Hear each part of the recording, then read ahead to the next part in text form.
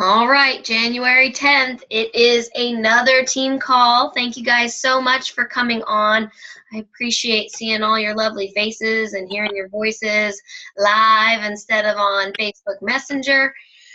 So this week, I wanted to talk about something that's going to be relevant to many of you that have been in the business for a little while, specifically taxes. And if you earned more than $500 last year with Unique in commissions, then you'll have to pay taxes on that money, and you'll have to talk to, the man about it. And so here's the thing. So I have a very organized system. This is my third year now with Unique, and every year I've made more than the $500. So I think I made like $14,000 last year in Unique. So, I mean, it's not like amazing, but it's better than nothing. So I'll take it.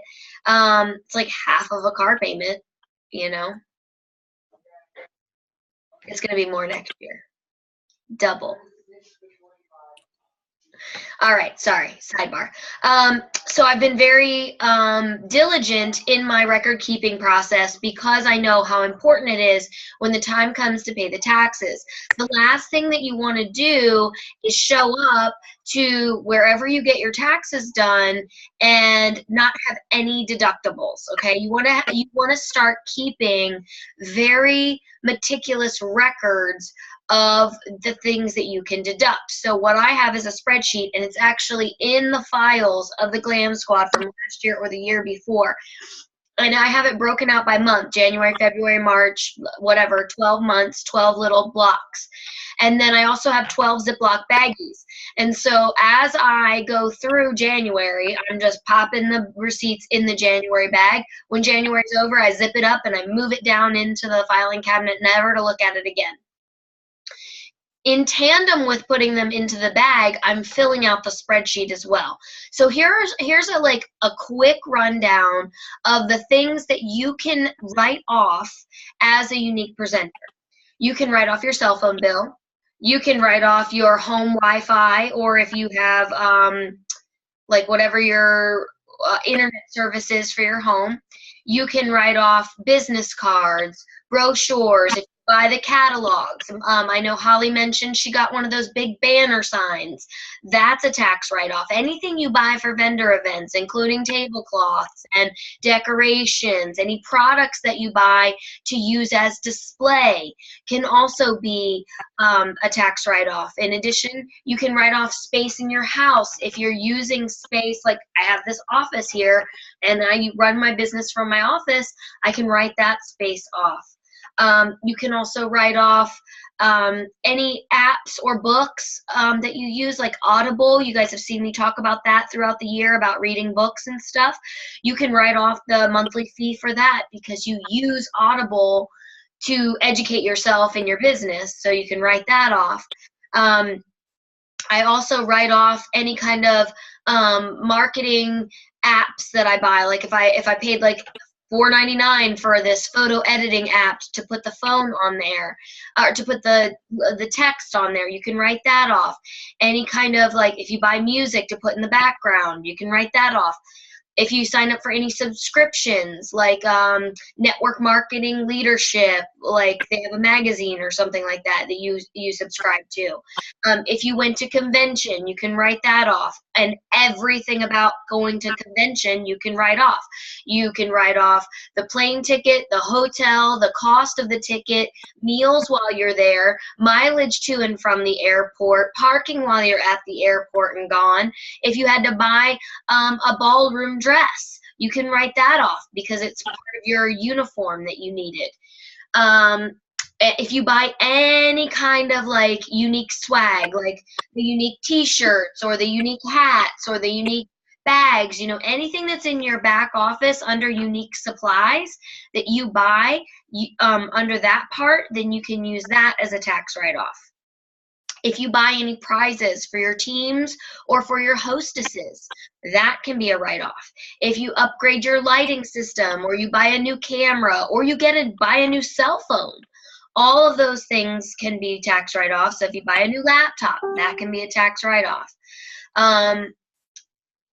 Like right now, I've got $18,000 in tax write-offs from last year, right? So you can pretty much write off anything that has to do with your business. Like lunches, team dinners. You know, like last month we had a team dinner and we went to Hagerstown. That was a tax write-off. The mileage to that was a tax write-off, and that was pretty far of a drive for us. So what else do I write off? I write off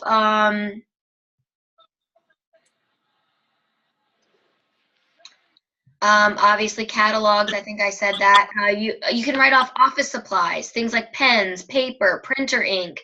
You know, if you buy staples, scissors, markers, any office supplies, notebooks, shipping, any kind of postage. If you mail out packages, that's a tax write-off. So keep your receipts from the post office, as well as the packaging supplies, like the little bubble wrappers and the stickers that you put on them. And then like if you buy any kind of like gift bags with tissue paper because you want to make everything look nice, all of that's a tax write-off.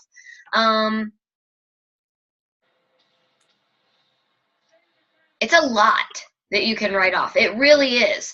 And so you want to use that to your advantage, because the more you write off, the less you have to pay on the income that you made, right? I want to walk away from my tax guy owing zero and hopefully getting a refund. Okay, so you need to write everything off. It's crucial.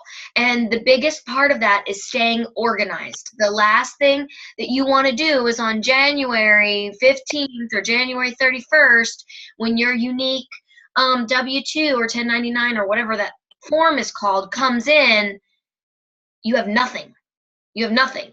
And you're up shit's creek. Like, that is the worst thing that you could do. So stay on it ahead of time, especially if you're new. Patty, I know you just signed up.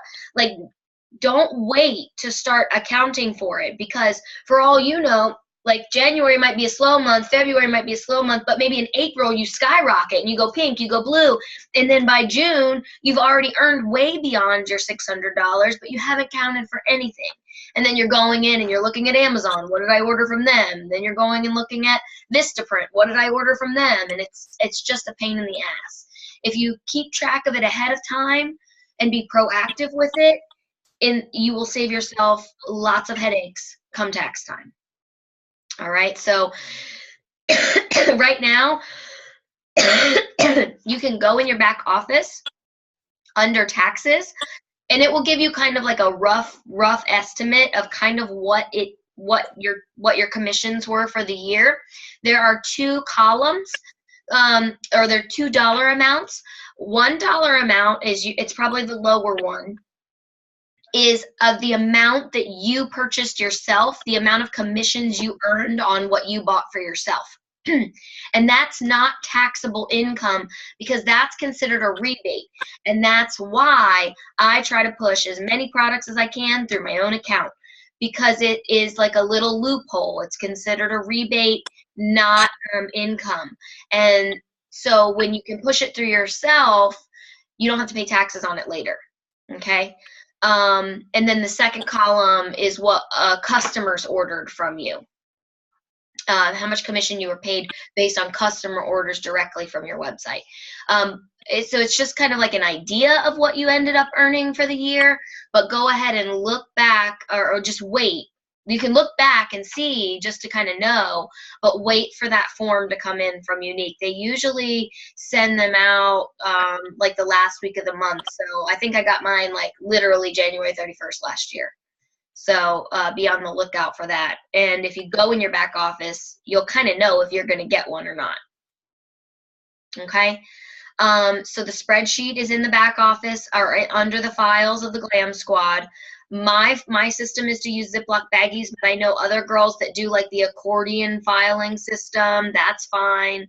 My one friend that got audited said that when the IRS person came to her home, they didn't, and she brought out all of her receipts. The IRS lady was like, "No, I don't want to see any of those receipts. I just want to see an itemized list on a spreadsheet."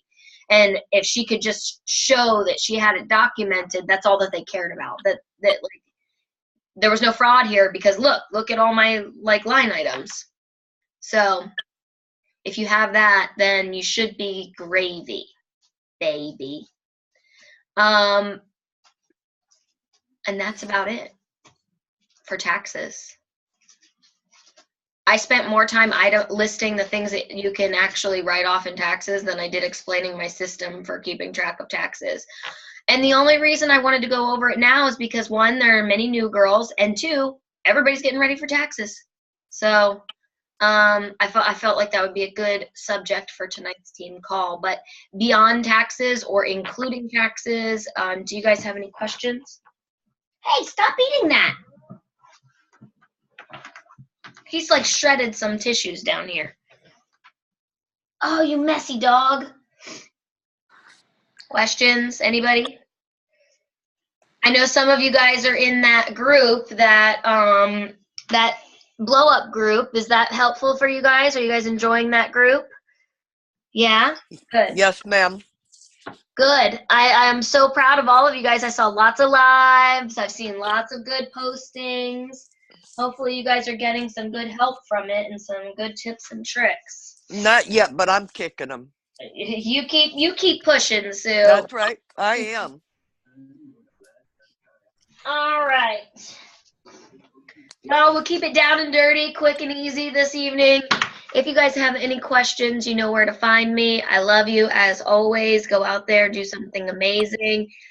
Last thing, I know I was totally closing, and then it popped into my mind. Mm-hmm. Tonight is the last night to qualify for that the mask. So 500 in sales. Holly already earned one. I already earned one. It's I actually really love it. I woke up for the first time, just to give you guys some feedback on what I thought about it. I woke up for the first time after using it, and my face did not feel tight and dry from like how dry this winter weather is. And to talk about the kudos really quick, I tried those as well. I even made a video about it. I like the colors. I like the longevity of them. I did notice that there was a little bit of a taste, like they've got a flavor, and that was unexpected. And it's not exactly like a bad flavor, but it's not a good flavor. Does that make sense? Yeah. It's just a flavor, and I feel like they should have told us about that. Yeah. It's kind of like a sweet, florally, chemical flavor. That's my professional palate guess on what it tastes like. I was very surprised by that, but I liked everything else about it. So you got to take the good and with the bad, and it is an innovative product. There's not another one like it on the market, so it's not like somebody can compare ours to somebody else's and say, well, so-and-so's doesn't taste weird. I mean, for all we know, that's how it has to taste in order to make it that kind of innovative. I don't know. It's just something to know. So if your customers start saying it tastes weird, you can be like, oh, yeah, it's flavored. Just be prepared. Okay, what's your opinion on Casual? Is it more pinker or more berry? It's a dupe for Sentimental with just a little bit more on the pink side than the purple side. Okay. So Sentimental is more on the purple berry side, and I think Casual is more on the pink berry side. Okay, thank you. You're welcome. Oh, that looks so good. So, what did you drink? Your wine? Yes. I ordered my kudos January 1st. I have not gotten it yet. It just shipped. I emailed customer service because I kept checking the status and it hadn't shipped. It hadn't processed. Yeah. And I emailed customer service like January 7th, and they said, oh, well, it normally takes 5 days to process. I'm like, well, it's been 7. Yeah. And then it shipped the next day. Yeah, because then it pushed it through. So I actually ordered it like as soon as I woke up on that first day of the month. And I got the 2-day shipping. Oh, I should have done that. Well, I did that with my mask. Well, they refunded me my money because mine just showed up yesterday. Oh, you're kidding. my I ordered God. that late too. I did that with my mask. I ordered my mask on the 4th and got 2-day shipping. Yeah. So They refunded all of my shipping for my Kudos because they didn't ship it like they were supposed to. So it's been really slow. that's all right. It happens. I mean, think about the volume that they're trying to process. And it's actually was a very enlightening experience. It makes me a little more compassionate. When I went to corporate, we got to tour the Utah manufacturing warehouse area, and just to see how they have to put these orders together, it is unbelievable. They've got these machines and it's pickers, and it's like they're literally packing, I think they said 60 boxes a minute or something like that. Wow. I mean, it's just like chaos in there. It's like the Willy Wonka and the chocolate factory, you know, like when they walk in the factory and those chocolate bars are just kind of like coming off the line. That's kind of what it felt like. So, Organized chaos. yeah, it gave me a lot more compassion for what they have to go through to get those orders out, you know, like, and on the 1st, although at this point, they should know the 1st is going to be great. Mm-hmm. They can plan for that a little bit better. So, What's the matter? sidebar. All right, guys, that's it. I love you. Thank you so much for tuning in. Let me know if you guys have any questions, and I will talk to y'all next week. All right. Good Bye, everybody. night.